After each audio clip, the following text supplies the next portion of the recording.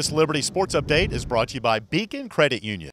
Yeah, definitely was an enjoyable night. I probably could have done a better job of enjoying it because, watching the film, our young men did play hard.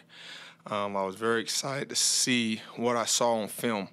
We ran to the ball really well, so I got to give a lot of kudos to Coach Gillespie and his staff for having our guys conditioned and having them just play lights out really for 4 quarters. We did not have any finish issues when it came to guys giving effort or running to the ball, and so that was very exciting, especially in the first game.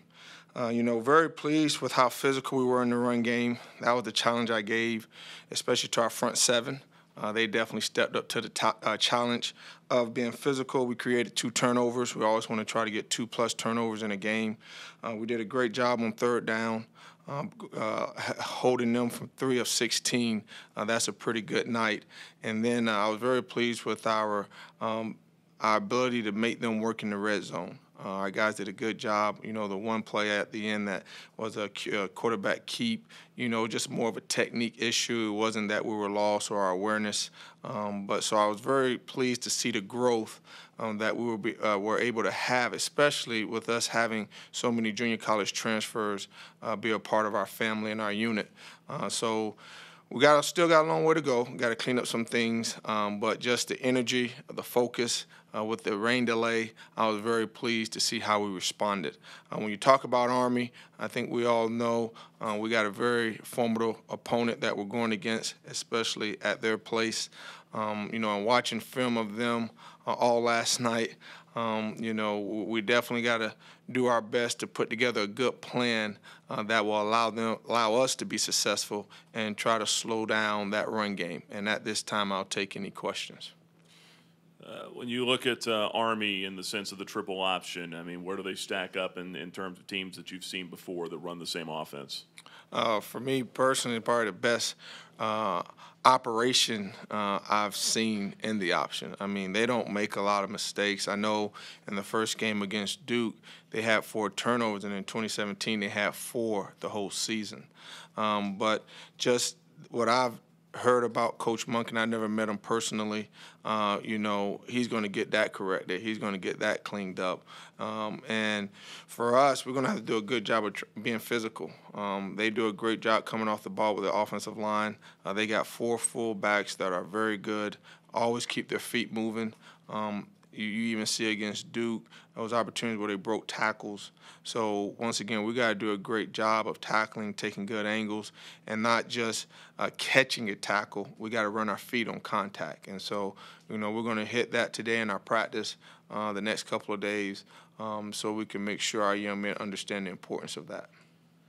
What's the emphasis of making sure you tackle and wrap up Darnell Woodfolk and make sure he doesn't keep his legs churning, the fullback number 33, and making sure he doesn't get going? Well, we just got to continue to do drills. Right now, it's always hard to mimic that. It's always hard to mimic the full speed because a game situation is hard to match that in practice. What you try to do is give the young men good pointers, try to prepare them through teaching when we go over drills, really allow them to understand the importance of what we use the term long stride, where you got to run a great distance to catch up to the ball carrier, but then be ready to go short stride. When they sink, you start shortening your footwork.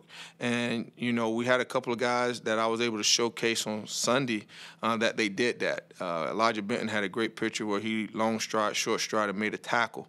Unfortunately, we had quite a few pictures where we had young men that did not utilize that technique. So you just try to teach them the importance of it. And a lot of times, just like anything, young men learn it through game experience. Because I got film from 2 years ago when Elijah Bent was playing. He long stride all the way to the sideline, and the ball carrier stayed in bounds. So a lot of times it's just experience. And so our job is to try to continue to teach them.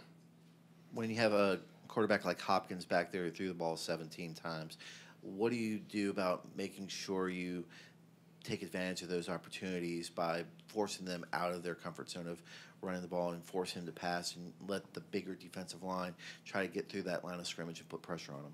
Well, Hopkins is a very good passer. I think that's when you watch film last year, they did not have the ability.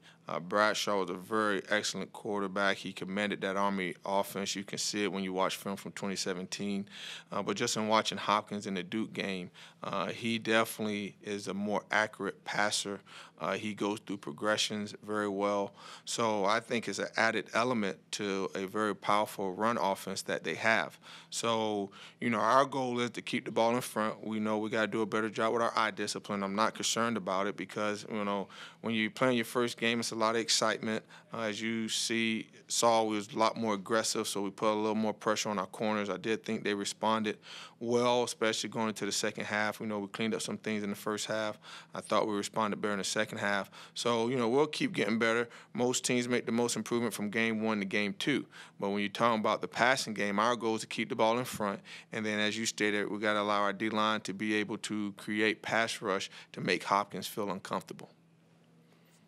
From what you can share with us, describe your compete team this week, and how do you prepare them for simulating this as best they can? Who do you have at quarterback? Who do you have at the running back positions? And just take us inside that, if you will. Yeah, well, we're still trying to iron that out, to be honest, as far as who's going to be at what position. Josh Mack has done a phenomenal job. I got to give hats off to him and his leadership with our compete team. We really don't have to say much to the compete team because he handles it to make sure that they understand the importance of following instructions. He's done a great job, phenomenal job. The best I've been around in my 17 years of coaching as far as, hey, coach, we got this. And so he's probably, the fullback. And then at quarterback, we're still trying to iron that out a little bit because we probably need a little more smaller, more athletic guy when it comes to giving us what we want at that position. And then really, the other positions are going to be about, how many guys we have, how can we get the rotation going. So I met with our GAs and QCs a little bit this morning, but we're still trying to think through that because that is very important. We got to put certain guys in the right spots so our defense can get a very good look. And with the speed that you have now on defense and the depth over there, do you feel like that you match up better this year than in years past against this type of offense? Yeah, yes, sir. Because it's all about personnel. We all know the old adage: it's not how much you know; it's about the Jimmys and Joes. And I feel like we've done a better job in the last 2 years with our recruiting to put ourselves in position when we knew we were going to FBS to make sure we had speed on the field. And with the junior college transfers that we brought in, I'm very thankful that we really did a good job with recruiting those young men. So, going against Army this week, yeah, I definitely feel that we got more depth that will allow us to do some things. But at the end of the day, it's about assignment football and young men understanding what to do. And that's the hardest thing about preparing for our option team because you really have 2 days to really try to give them a lot of information, a lot of formations. Army does a great job. I broke down over 40 different formations. And still trying to go through, and I still ain't finished yet. And so, just to be honest with you, the preparation is the biggest thing. You want to try to allow your young men not to have to do a lot of thinking. But the truth is to be told, when you're facing a very good offense like Army, you're going to have your hands full. But having depth definitely helps. Munkin's of the same coaching tree that Brian Bohannon is from Paul Johnson. Do you go back and ask some of the guys who played in years past against a Kennesaw State team and maybe refresh them about here's some tendencies you might see from an offensive line in terms of the way they cut block, the way they pull, so that way you have an understanding of what you need to do and how to read things? Me personally, no, sir. I just like to study the film for myself. For me, I've kind of learned, and I've made a mistake in the last couple of years. Sometimes you ask too many questions, but you don't know the ins and outs of it. And so this past year, I really did. As I stated in the radio show last night, my wife allowed me in December to utilize my computer and watch a little football. And so I've really been studying since December all the way through June, which was the cutoff point for me because we started vacation. But I really did try to study myself to really look at all the nuances. And I have a council of coaches that I respect that have done it for a long time, and I touch base with them. But I really want to make sure I know the ins and outs of what may hurt us or what may not hurt us, and so that's what I'm going to rely on this week as we prepare for Army. How much preparation already has been going on the field? Did you guys spend a lot of any time in that in the preseason and getting ready for this game? We did, but we did not. We did not tell the young men it was geared towards Army just because, you're in fall camp. And you really want to, if you're going to tell them it's about preparing for the first game, I have a hard time telling them it's for another game. And so, because I think young men hang on your every word. And if you tell them to be focused for the first game at hand, I didn't want to mention Army, so to say, to them at all. But we kind of snuck it in here and there in practice without them really knowing what was really going on. And then on Sunday, we did go over their top formations to try to just get them acclimated a little bit to what they're going to see, and then allow them on Monday, if they chose to watch film, having a type of an idea of what our defensive staff was thinking. Have you spent more hours in here this week than in weeks past? I mean, describe your week to us so far. I mean, how much have you been here? Well, I'll say that I got permission from my wife to stay here to midnight last night. She understands. She knows that, we really want to put together a great game plan for our program and this university and the great Flames Nation fans that we have. So, I enjoy it. As I said before, grinding don't bother me at all. I don't mind if I got to stay here to 2 a.m. in the morning. That's not a problem. I love what I do. I want to represent Christ. I want to, like I said, represent this great university and Coach Gill. So I'm enjoying it. My eyes are a little heavy. Starbucks became my friend earlier today.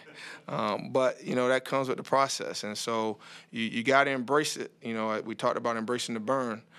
This is a great opportunity for us to try to embrace the opportunity to represent Flames Nation. Dolan Avery moved inside after he had, been working outside at the end for most of the camp. What do you like about him inside, that what he can do, and also getting a guy like Jesse Lemonade some more snaps at the end to get some more speed and more athleticism, with moving Avery inside? Well, with Wells being suspended for the first half, we knew we were always going to keep our best 4 players on the field. And so with Jesse Lemonnier doing what he did in camp, we knew that most likely to have our best 4 on the field, we needed to move Dolan Avery inside for a little bit. He's interchangeable. I think if you follow his career, he's played inside, outside fours, and that's the great value that he adds to our defense, is that we know he can play multiple positions for us. Have you seen a triple option offense that's this comfortable with lining their quarterback up and, doing some shotgun, doing some pistol, different things like that? And what kind of a threat is he with throwing the football?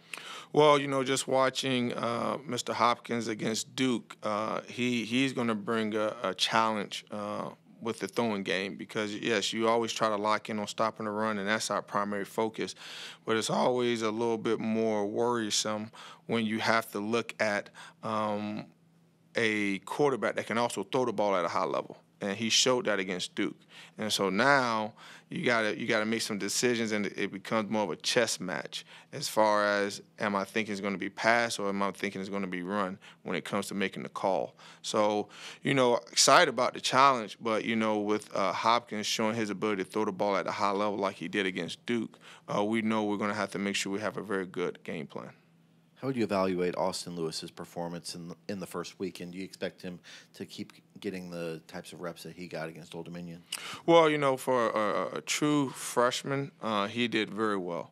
It wasn't too big for him. I think that's the biggest thing you look at when it comes to playing a freshman, is how big is it for him, and it wasn't.